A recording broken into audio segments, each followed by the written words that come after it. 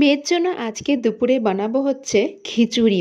তার জন্য আমি ডাল চাল আর সবজি হিসাবে আমি নিয়েছি একটা গাজর। তো একটা সবজি দিয়ে আজকে আমি খিচুড়িটা দেব।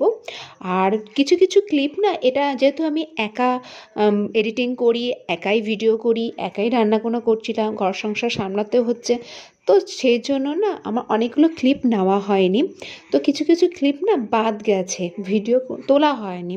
তো যাই হোক, আর এই খিচুড়িটা আমি করেছিলাম কুকারে। প্রথমেই আমি রেড কাউয়ের ঘিটা দিয়ে দিলাম, তারপরে একটু জিরা ফোড়ন দিয়ে ডাল চালটাকে একটু নাড়াচাড়া করে এর মধ্যে সামান্য একটু হলুদ দিয়েছি, কেন আমার মেয়ের এখন 8 মাস বয়স, তো ও এখন নুন বা চিনি কিছুই খেতে পারবে না, তাই জন্য। এই দেখো, আমি টমেটো দিয়েছি কিন্তু টমেটোর ক্লিপ তুলতেই আমি ভুলে গেছি। তো দেখো, খিচুড়িটা আমার হয়ে যাওয়ার পরে টমেটোটাকে প্রথমে বের করে আমি এর ছোকলাটাকে ছাড়িয়ে নিয়েছি। তারপরে আমি খিচুড়িটাকে একটা ম্যাশার দিয়ে ভালোভাবে ম্যাশ করে খাইয়েছিলাম, সেই ক্লিপটাও আমি তুলতে ভুলেই গেছি।